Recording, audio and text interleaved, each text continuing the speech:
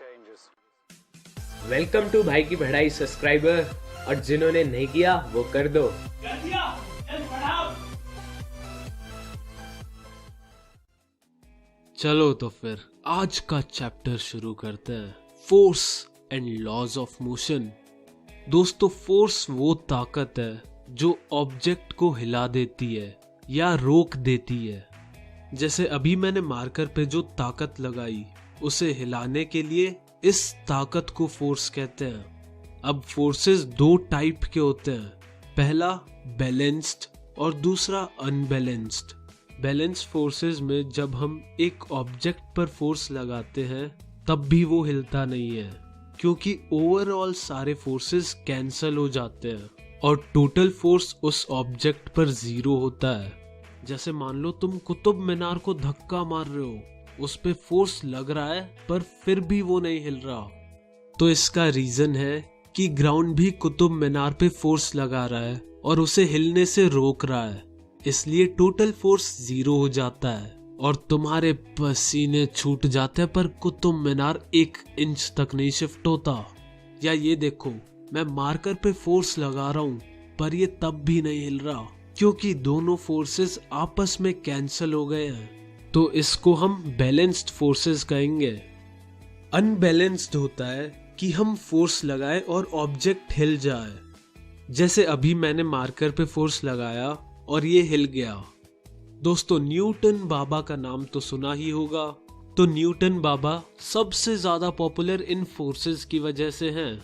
उन्होंने 3 laws discover किए थे और आज तक उन 3 लॉज को हम न्यूटन्स लॉ ऑफ मोशन के नाम से जानते हैं। तो न्यूटन बाबा का जो पहला मंत्र था वो था ये कि ऑब्जेक्ट अगर एक जगह पर रुका हुआ है तो वो वहीं रहेगा जब तक कोई उस पर फोर्स नहीं लगाएगा, और जो ऑब्जेक्ट मूव कर रहा है वो हमेशा उसी तरह मूव करता रहेगा जब तक कोई उस पर फोर्स लगा के उसे रोकेगा नहीं या उसकी स्पीड नहीं चेंज करेगा। इंग्लिश में बोले तो an object remains in a state of rest or of an uniform motion in a straight line unless compelled to change the state by an applied force. इसका एग्जाम्पल देखो, मान लो तुम rest कर रहे हो या सो रहे हो, तो तुम सोते ही रहोगे जब तक कोई तुम पर फोर्स यूज ना करे, और ये फोर्स ज्यादातर मम्मी पापा की चप्पल होती है। अच्छा, अब रियल वाला एग्जाम्पल देखो। जैसे ये मार्कर है, ये हमेशा ऐसे ही रहेगा जब तक मैं इस पर फोर्स नहीं लगाऊंगा।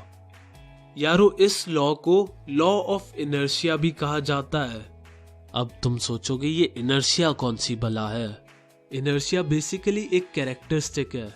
जैसे इस मार्कर का कैरेक्टरिस्टिक है कि ये सॉलिड है, तो हर ऑब्जेक्ट अपने स्टेट ऑफ मोशन को चेंज करने से रोकता है, और इस प्रॉपर्टी को हम इनर्शिया कहते हैं। और Newton's first law of motion को हम लॉ ऑफ इनर्शिया इसलिए बोलते हैं क्योंकि फर्स्ट लॉ भी तो यही कहता है कि एक ऑब्जेक्ट अपना मोशन कंटिन्यू रखता है, चेंज नहीं करता जब तक कोई बाहर से उस पे फोर्स ना लगाए।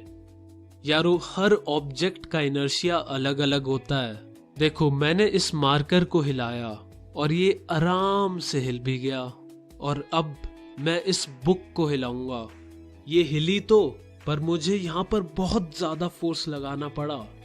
तो अब हम ये कह सकते हैं कि एनसीईआरटी की बुक का इनर्शिया बी के पी के मार्कर से ज्यादा है। एनसीईआरटी आराम से नहीं हिलती, यानी इस बुक की property to resist the change in state of its motion बहुत ज्यादा है। इन शॉर्ट, इनर्शिया ज्यादा है।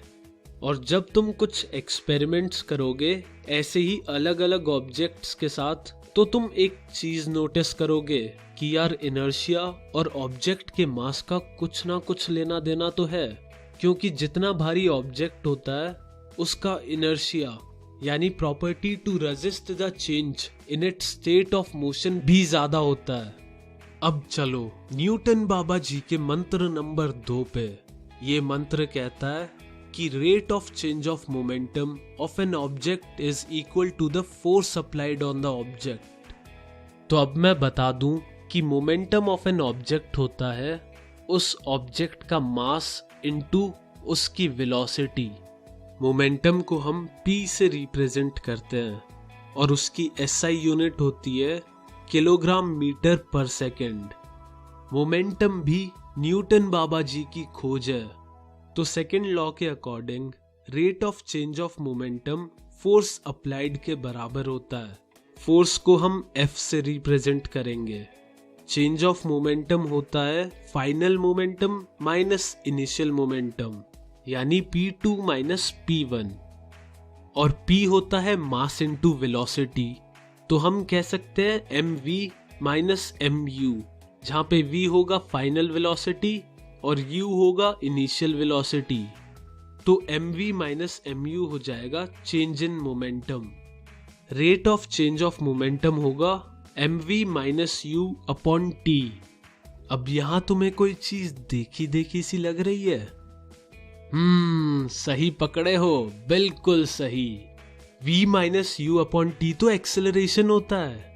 तो हम कह सकते हैं कि rate of change of momentum mass into acceleration होता है। और क्योंकि सेकंड लॉ कहता है कि rate of change of momentum force applied के इक्वल होता है, तो अब हम कह सकते हैं कि force equal to mass into acceleration. Force की SI यूनिट होती है kg metre per second square, लेकिन आसानी के लिए हम kg metre per second square लिखने की जगह न्यूटन यानी n लिख देते हैं। तो यारो सिंपल है, जो फोर्स हम 1 kg के ऑब्जेक्ट पर लगाते हैं ताकि 1 मीटर पर सेकंड स्क्वायर की एक्सेलरेशन प्रोड्यूस हो, वो फोर्स 1 न्यूटन के बराबर होता है। और हाँ, फोर्स भी एक वेक्टर क्वांटिटी है, क्योंकि हम फोर्स एक डायरेक्शन में लगाते हैं। चलो तो अब इस लॉ के साथ दो दो हाथ हो जाएं। पहला क्वेश्चन, तो अपना गोगी खटारा लेके जाने वाला था, लेकिन उसका टायर पंचर हो गया।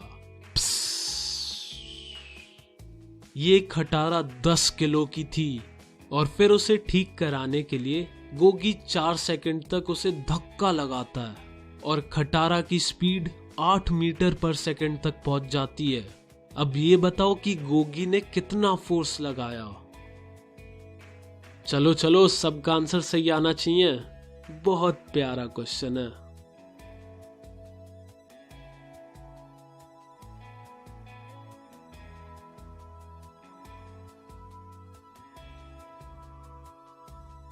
आओ सॉल्यूशन देखें।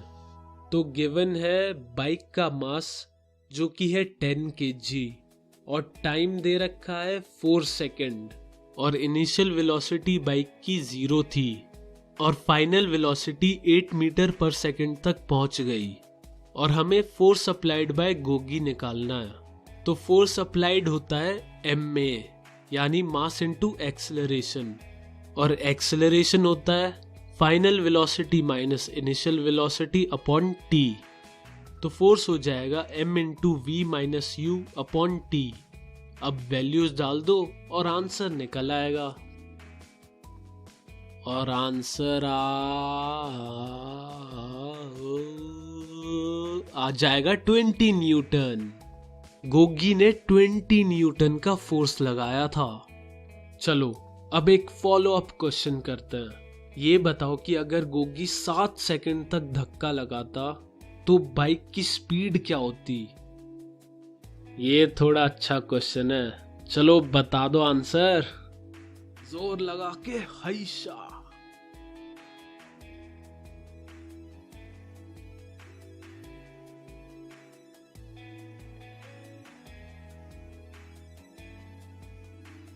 आंसर है 14 मीटर पर सेकंड। किस किस का सही आया?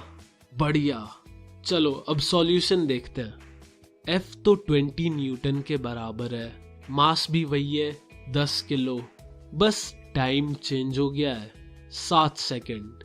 इनिशियल वेलोसिटी भी सेम है 0, और हमें निकालनी है final velocity. Same formula use करके वैल्यूज डाल के आंसर आ जाएगा 14 मीटर पर सेकंड। चलो अब एक लास्ट क्वेश्चन करते हैं। गोगी कार में है, कार का वेट है 100 kg और कार चल रही है 20 मीटर पर सेकंड की स्पीड से, और फिर मारे जाते हैं ब्रेक। जिससे -500 न्यूटन का फोर्स जनरेट होता है। तो ये बताओ कि गाड़ी कितनी दूर जाने के बाद रुकेगी। ये बहुत अच्छा क्वेश्चन है, इससे तगड़ा क्वेश्चन तुम्हें कहीं मिलेगा ही नहीं। तो आराम से सॉल्व करो, एक ब्रेक लेते हैं, और जो सबसे पहले आंसर कमेंट करके बताएगा मुझे विद सॉल्यूशन, उसका कमेंट मैं टॉप पे पिन करूंगा। चलो आराम से सॉल्व करो और सही करना। मिलते हैं अगले एपिसोड में। वैसे असली बात तो ये है कि मुझे ये क्वेश्चन खुद ही नहीं आता, इसलिए तुम लोगों से करवा रहा हूँ। कोई तो सॉल्यूशन बता देना।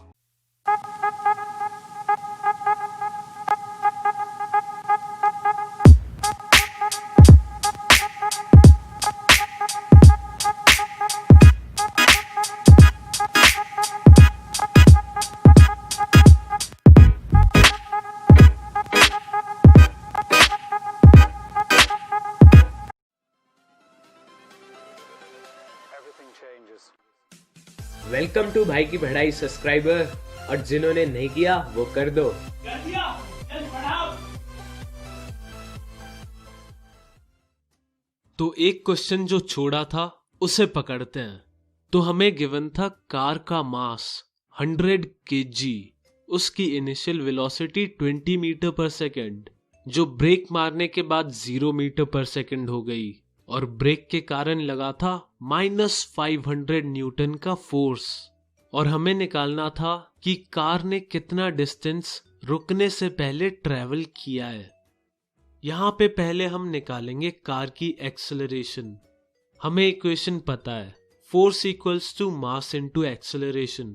F है -500, M है 100, यानी एक्सेलरेशन हो जाएगी -5 मीटर पर सेकेंड स्क्वायर। अब हमें मोशन वाले चैप्टर पे जाना होगा अगर डिस्टेंस का पता लगाना है तो। कुछ याद है? एक इक्वेशन थी 2as equals to v square minus u square. तो इधर से हमें डिस्टेंस मिल जाएगा। इनिशियल वेलोसिटी 20 है और फाइनल वेलोसिटी 0 है, तो वैल्यूज पुट कर दो। 2 into -5s equals to 0 square minus 20 square. Minus से माइनस कट जाएगा, 0 से 0, और हमारे पास आ जाएगा s इक्वल्स टू 40, यानी गोगी की कार 40 मीटर चलने के बाद रुकेगी। चलो अब आते हैं तीसरे लूज मोशन पे, मतलब थर्ड लॉ ऑफ मोशन पे। ये कहता है कि for every action there is an equal and opposite reaction. इसे ऐसे समझो, तुम अपने दोस्त की गुद्दी पे एक रख के देते हो, तो ये हुआ एक्शन, और फिर आता है रिएक्शन जिसमें वो भी एक गुद्दी पे धरता है। तो इधर एक्शन और रिएक्शन इक्वल था, यानी तुम दोनों में एक एक चाटा पड़ा, पर रिएक्शन एक्शन का ऑपोजिट था। वो कैसे? क्योंकि उसने तुमको मारा। अगर वो अपने आप को ही अपनी गुद्दी पे मारता तो हम कहते कि सेम रिएक्शन हुआ। तो ये तो बस समझाने के लिए था, रियल लाइफ में करोगे तो 3-4 खा के आओगे और गुद्दी लाल करवा के आओगे। अब और एग्जाम्पल देखते हैं जिसमें फोर्स का यूज हो। जैसे जब हम बोट से बाहर आते हैं तो हम बोट पे फोर्स लगाते हैं, जिसके कारण वो पानी में थोड़ा सा पीछे चली जाती है, और इसका रिएक्शन क्या होता है कि बोट हम पर फोर्स लगाती है, जिसकी वजह से हम बोट से बाहर आ जाते हैं। एक और एग्जाम्पल, मान लो एक गन है, तुमने गन फायर करी तो बंदूक गोली पे फोर्स लगाती है, जिससे वो सामने चली जाती है, और इसका रिएक्शन होता है कि गोली भी बंदूक पे फोर्स लगाती है, जिससे बंदूक थोड़ा सा पीछे आ जाती है।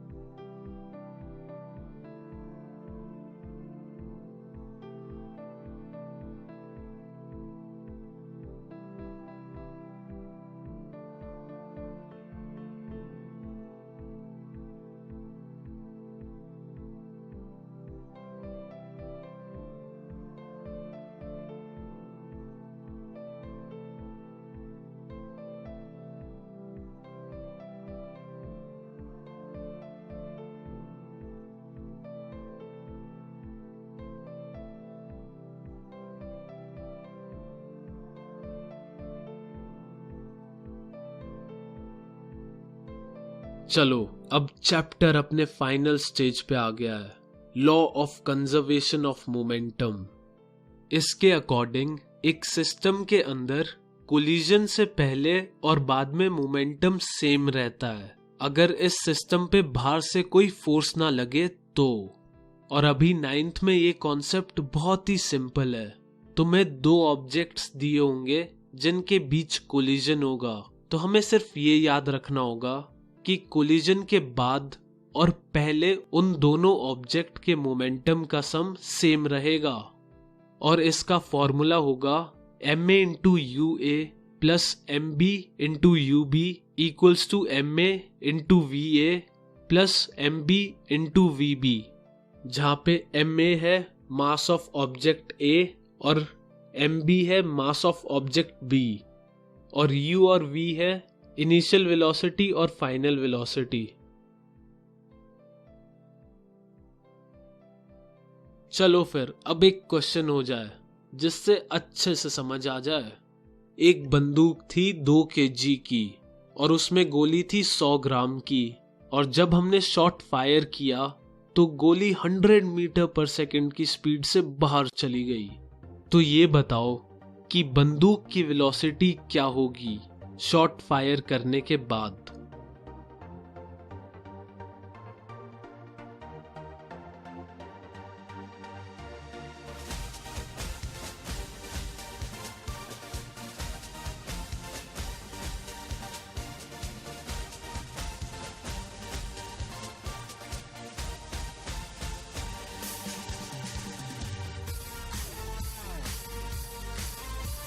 तो यारो यहाँ पहले हमने देखा कि सब शांत था, गोली बंदूक दोनों की वेलोसिटी 0 है, जिस वजह से दोनों का मोमेंटम 0 हो जाता है। अब फायर करने के बाद गोली की final velocity 100 metre per second हो गई और हमें बंदूक की फाइनल वेलोसिटी फाइंड करनी है। और क्योंकि मोमेंटम कंजर्व्ड रहता है तो हम वैल्यूज डाल सकते हैं। 0 equals to 2v plus 0.1 into 100, और यहां से v की वैल्यू आ जाएगी -5 मीटर सेकेंड। यानी गोली फायर करने के बाद बंदूक ऑपोजिट डायरेक्शन में 5 मीटर पर सेकेंड की वेलोसिटी से जाएगी। चलो अब एक और क्वेश्चन करते हैं। गोगी और मोनू देखना चाह रहे थे कि किसके अंदर ज्यादा दम है, तो दोनों एक दूसरे की तरफ भाग के आते हैं। गोगी भाग के आता है 5 मीटर पर सेकेंड से और मोनू आता है 4 मीटर पर सेकेंड से। गोगी 40 किलो का मरियल है और मोनू 60 किलो का सांड है। तो कोलिजन के बाद वो दोनों एक साथ चिपक जाते हैं। और अब तुम्हें बिना हंसे और ये पूछे कि वो कैसे एक दूसरे से चिपक गए, ये बताना है कि अब वो दोनों किस डायरेक्शन में जाएंगे और किस वेलोसिटी से जाएंगे।